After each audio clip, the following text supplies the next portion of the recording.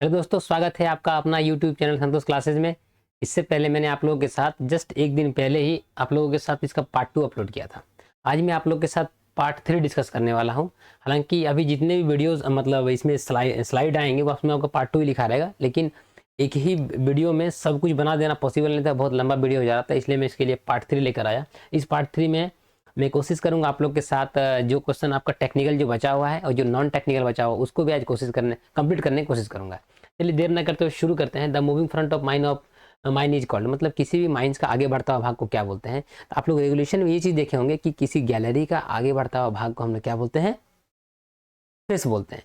लेकिन open cast का case में तो कोई गैलरी नहीं होता है, इसीलिए बोला गया है कि किसी माइंस का आगे बढ़ता हुआ भाग को हम लोग क्या बोलेंगे, तो फेस बोलेंगे। तो ये आपका करेक्ट आंसर हो गया। कट क्या होता है, कट क्यों नहीं हो रहा है इसमें ऑप्शन।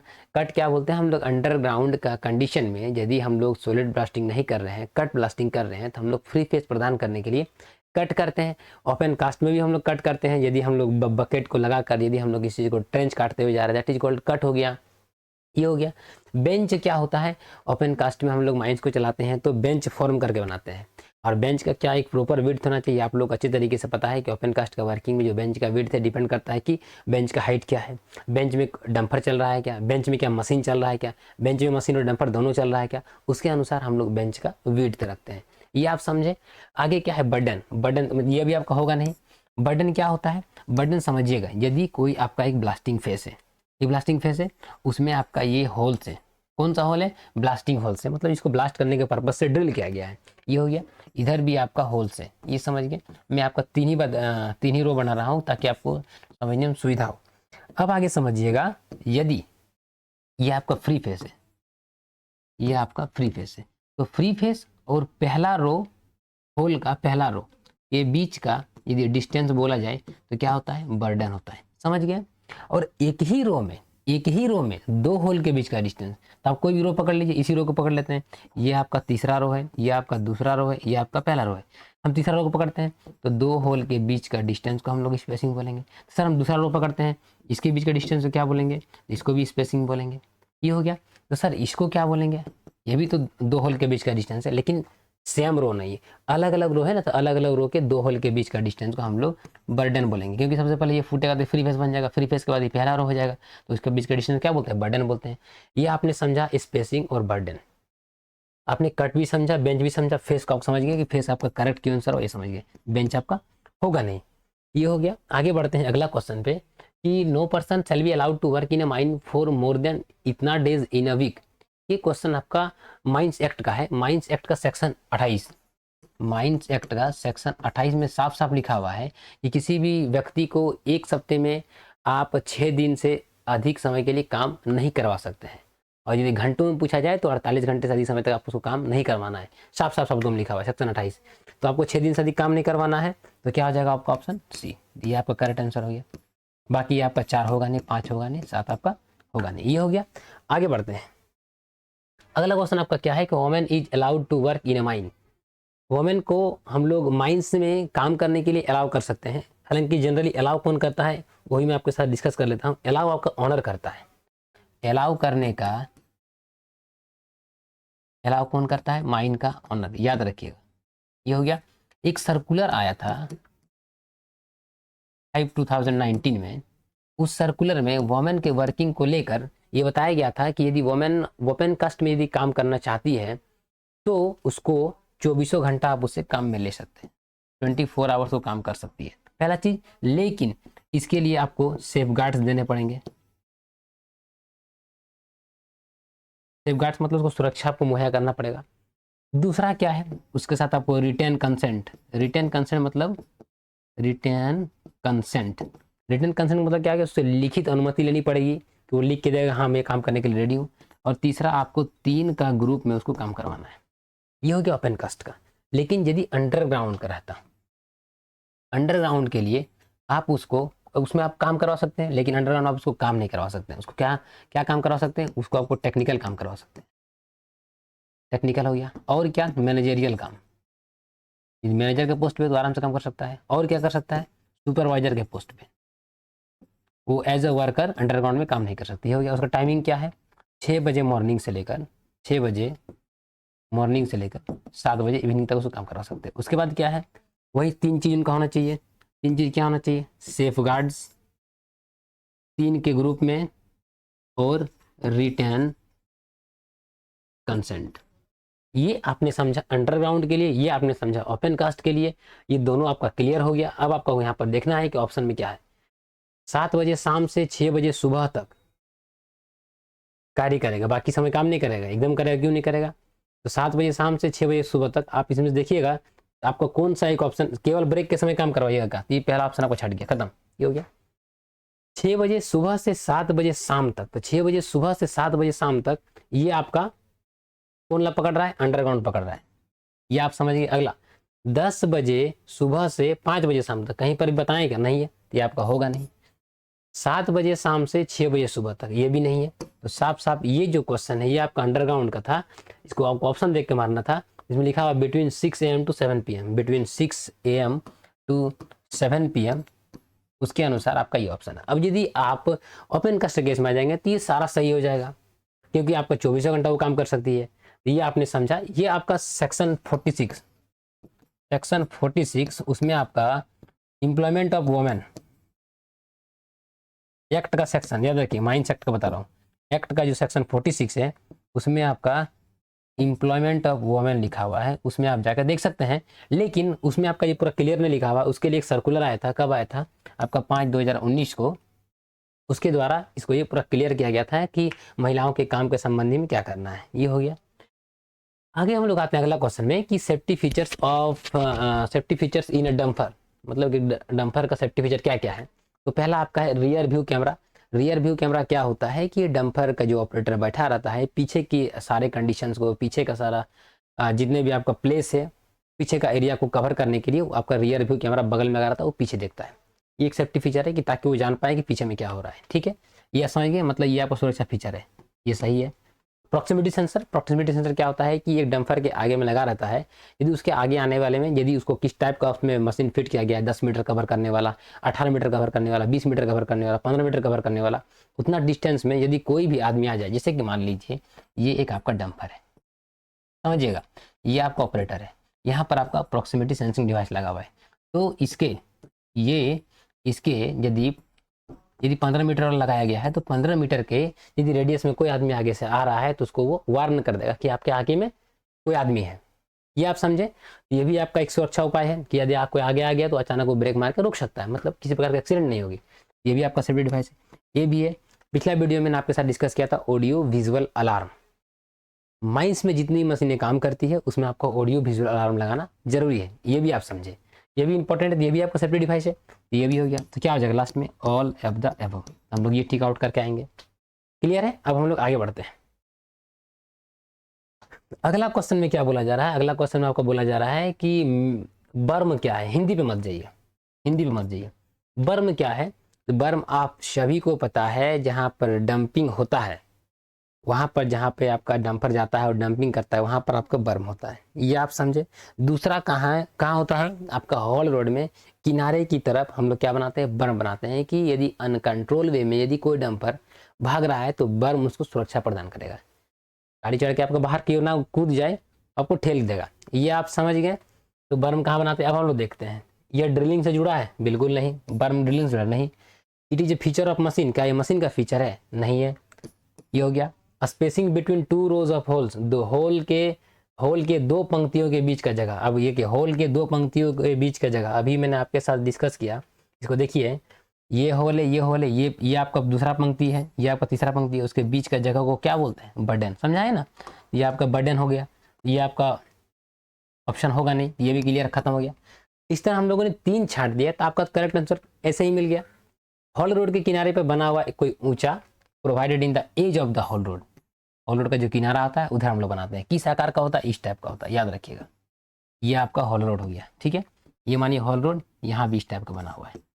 ठीक है, यहाँ पे आपका डंपर्स चलते हैं, यहाँ पे आपका डंपर्स आना जाना कर रहे हैं, समझ गए। तो ये डंपर अनकंट्रोल वे में इधर ना भागे, ये डंपर अनकंट्रोल वे में इधर ना भागे, इसी के लिए हम लोग बर्म बनाते हैं। बर्म का हाइट के बारे में बहुत बार क्वेश्चन पूछा जाता है, आप लोग बिल्कुल भी कंफ्यूज नहीं कीजिएगा।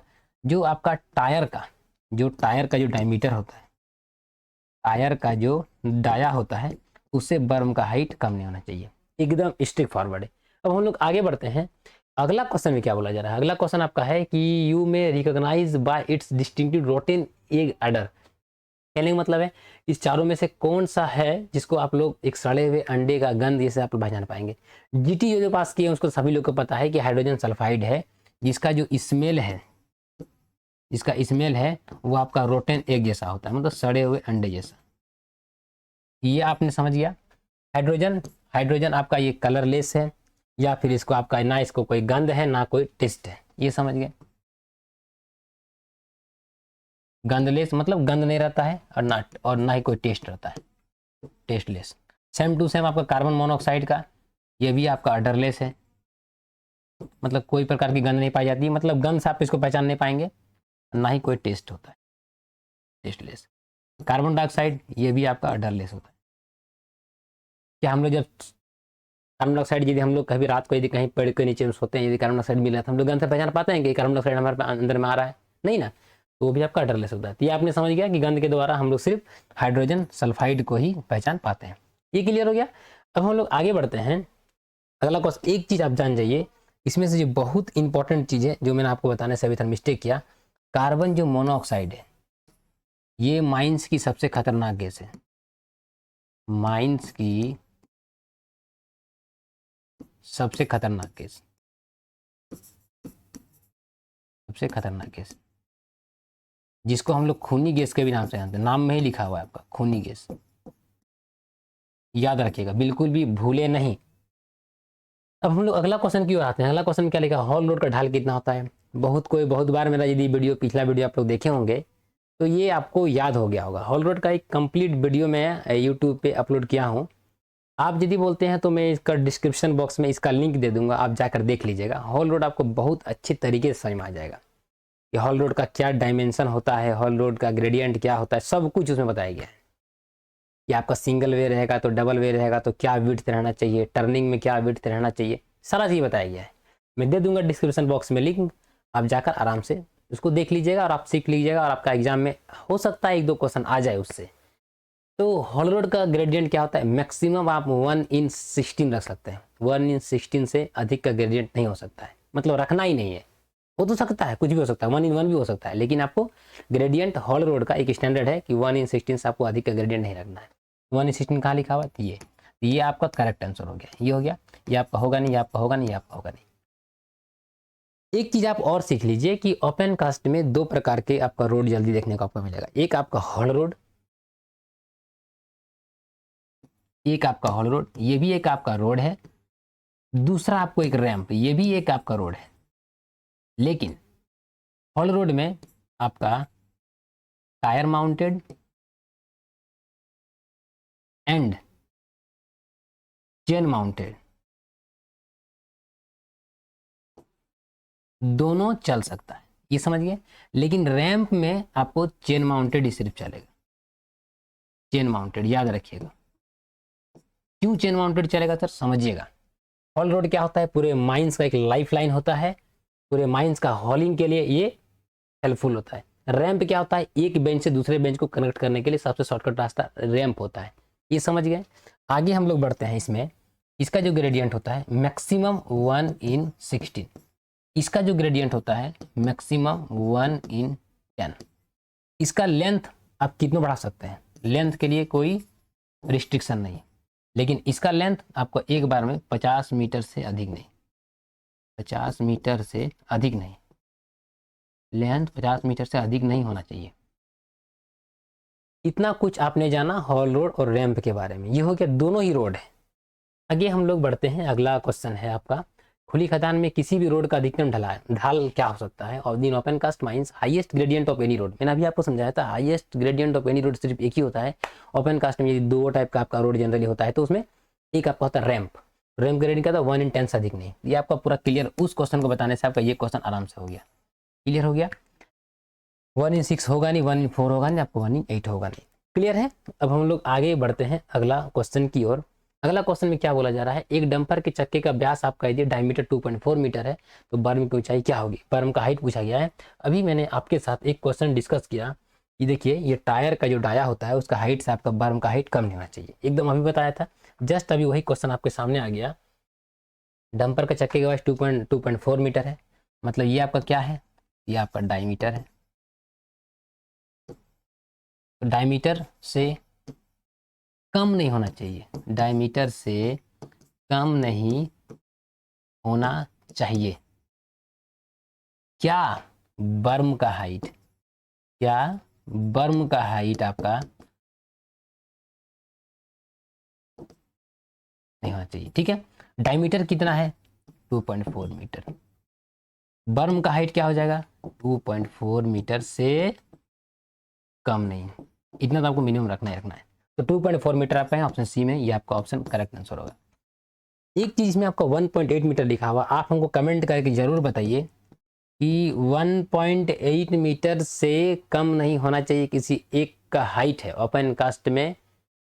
और उसमें आपका और एक डाटा है, मैं आपको वो भी बता दे रहा हूँ, 2.5 मीटर से कम नहीं होना चाहिए, और एक आपका 1.8 मीटर से कम नहीं होना चाहिए।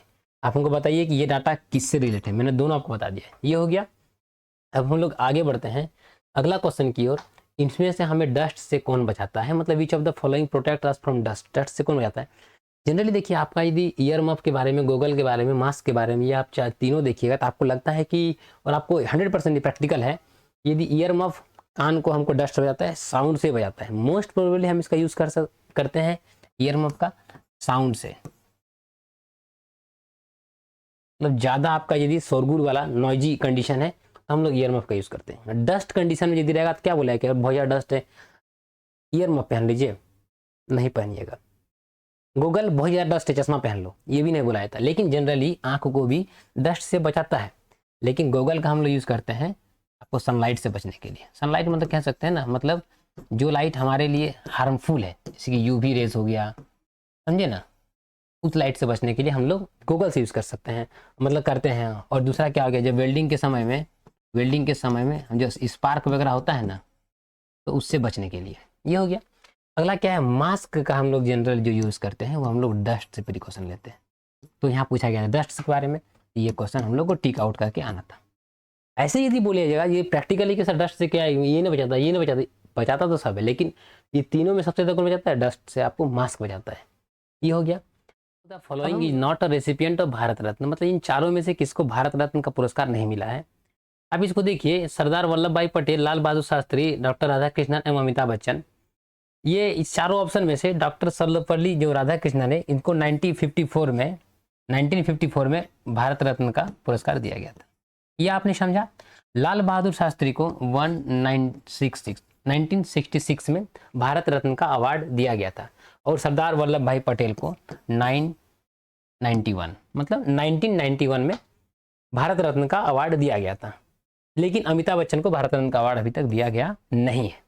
इस प्रकार हम लोगों ने इस क्वेश्चन में से ऑप्शन नंबर ए को एलिमिनेट किया। आते हैं अगला क्वेश्चन पे, who was the first Indian to receive a Nobel prize.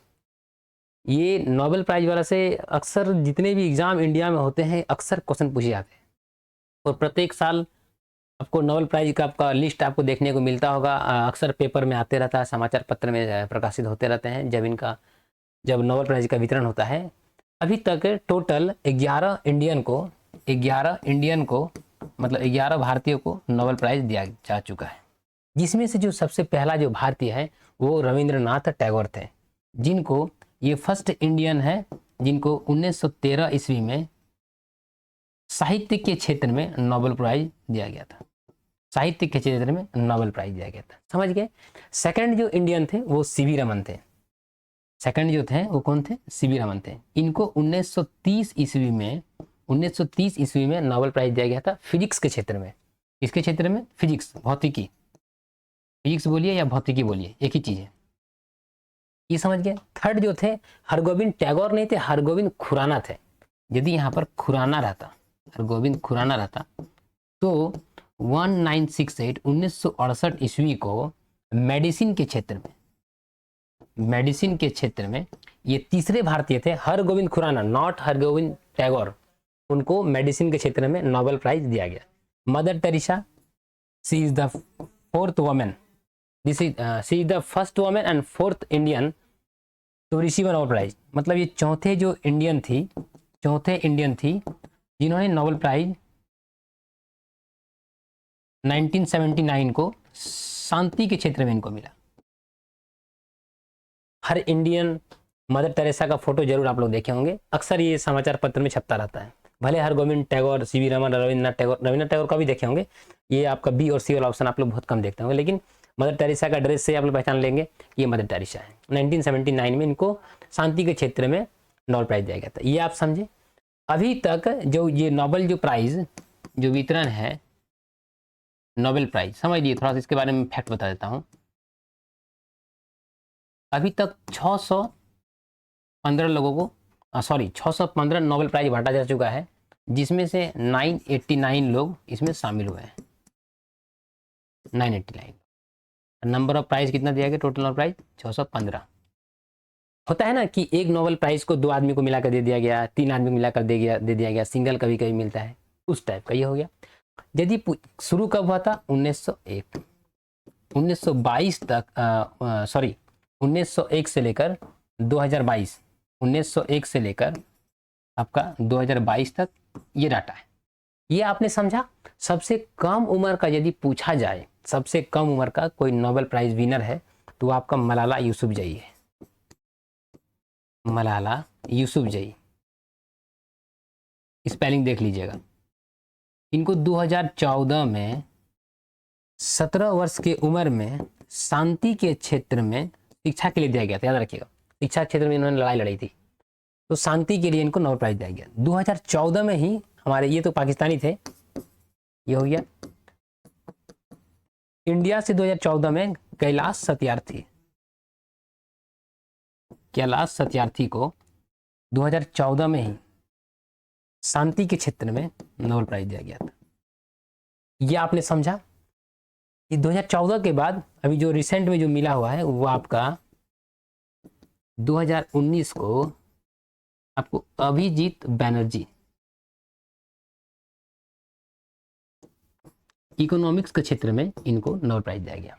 ये आपने अभी तक ये डाटा समझा। सबसे कम उम्र बता दिया। सबसे यदि अधिक उम्र का यदि पूछा जाता, वो भी मैं लिख दे रहा हूँ, 97 का एज में 2019 में आपको गुड इनफ को मिला था।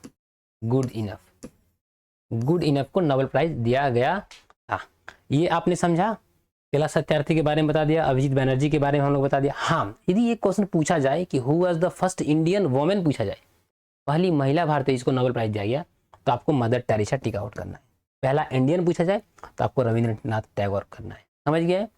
किसके याद में दिया जाता है, अल्फ्रेडो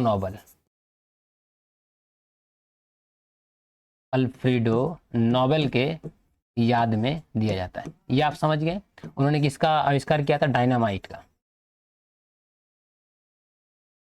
ये आप समझ गए। अब हम लोग आते हैं अगला क्वेश्चन पे। अगला क्वेश्चन में क्या है, वर्ल्ड रेड क्रॉस डे कब मनाया जाता है। तो वर्ल्ड रेड क्रॉस डे आपको 8 मई को मनाया जाता है। वर्ल्ड रेड क्रॉस डे ये हो गया। 3 मई को क्या मनाया जाता है, वर्ल्ड लॉफ्टर डे। ये आप समझ गए। 10 मई को क्या मनाया जाता है, मदर ओशियन डे। ये हो गया। 11 मई को क्या मनाया जाता है, नेशनल टेक्नोलॉजी डे। इसको याद कर लीजिएगा, कौन सा क्वेश्चन कब आ जाए ये कहना मुश्किल है। अगला आपका है which one of the following days is observe by the world environment day. World environment day ये क्वेश्चन अक्सर हमको लगता है यदि 5 एग्जाम होगा तो ये क्वेश्चन एक एग्जाम में जरूर आएगा। हर 5 एग्जाम के इंटरवल पे आएगा ही आएगा। 5 जून को हम लोग वर्ल्ड इन्वायरमेंट डे, विश्व पर्यावरण दिवस, भूलिएगा नहीं, विश्व पर्यावरण दिवस। होता है ना, पर्यावरण को बचाने के लिए प्लास्टिक को यूज नहीं करना है, पेड़ पौधे काटने नहीं है, हमको जल को संरक्षित करके रखना है। इस सारा चीज की शपथ ली जाती है वर्ल्ड इन्वायरमेंट डे। ये हो गया। आगे हम लोग आते हैं, यदि इससे रिलेटेड क्वेश्चन हम लोग आगे डिस्कस करते हैं। अंतर्राष्ट्रीय महिला दिवस निम्नलिखित में से किस तारीख को मनाया जाता है। तो अंतर्राष्ट्रीय महिला दिवस इस 4 डेट में से मतलब 8 मार्च को मनाया जाता है। इंटरनेशनल वुमेन डे और आपका जो 18 अप्रैल को ये वर्ल्ड हेरिटेज डे मनाया जाता है, वर्ल्ड हेरिटेज। इसमें क्या होता है, जो मोनूमेंट्स होते हैं ना, जो ऐतिहासिक जो इमारत है उसको बचा कर रखना है। 18 अप्रैल ये हो गया। 15 मई को इंटरनेशनल फैमिली डे मनाते हैं, इंटरनेशनल फैमिली डे ये हो गया। 27 दिसंबर को हम लोग national fruit cake day, national fruit cake day. जो आपको इंपॉर्टेंट लगे इसमें से आप निकाल सकते हैं, जरूरी नहीं कि सब लिखना हो। अगला क्वेश्चन क्या है, विश्व एड्स दिवस पूरे विश्व में कब मनाया जाता है? ये आप लोग सभी लोगों को पता है, 1 दिसंबर में। एड्स होता है किसके कारण? तो एड्स आपका जो HIV वायरस के कारण होता है। मैं अगले पेज में इसके साथ डिस्कस करता हूँ। इसमें एड्स जो आपका है वो आपका HIV एक वायरस होता है, इसका एक फुल फॉर्म होता है ह्यूमन इम्यूनो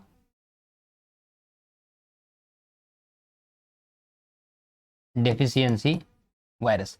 ये वायरस जब आपका बॉडी पे आ जाता है तो इस वायरस के आने के कारण आपका डिफिशियंसी है ना वो डिक्रीज करने लगता है। और इसके बाद जब आपका कहने का मतलब है ना कि आपका इम्यून सिस्टम एकदम बहुत ज़्यादा मात्रा में आपका इफेक्ट कर जाता है, रोगों से लड़ने की जो क्षमता होती है वो खत्म हो जाती है। उसके बाद आप एड्स से पीड़ित हो जाते हैं। एड्स इस वायरस के कारण होता है। HIV और एड्स दोनों आपका सेम चीज नहीं है।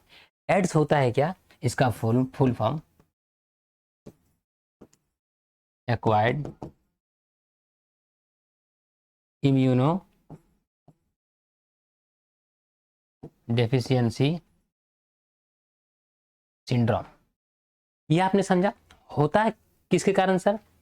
ये आपका होने का रीजन क्या है सुनिएगा। 1 नंबर में बाय ब्लड। कैसे हो सकता है? यदि कोई महिला या कोई पुरुष HIV से पीड़ित है, उसके रक्त को किसी और के शरीर में यदि आप चढ़ा रहे हैं तो उससे आपको अगला भी पीड़ित हो जाएगा। ये हो गया। दूसरा सेक्सुअल कॉन्टैक्ट से भी हो सकता है, यदि किसी को HIV वायरस से पीड़ित है और उसके यदि सेक्सुअल कॉन्टैक्ट में आते हैं तो उससे भी हो सकता है। तीसरा क्या है, सिरिंज से। सिरिंज क्या होता है कि जिस सिरिंज को आप यदि HIV पीड़ित व्यक्ति पे यूज़ किए और उसी सिरिंज को आप यदि किसी और व्यक्ति पे यूज़ कर रहे हैं तो उसको भी HIV मतलब ये वायरस उसके बॉडी में आ सकता है।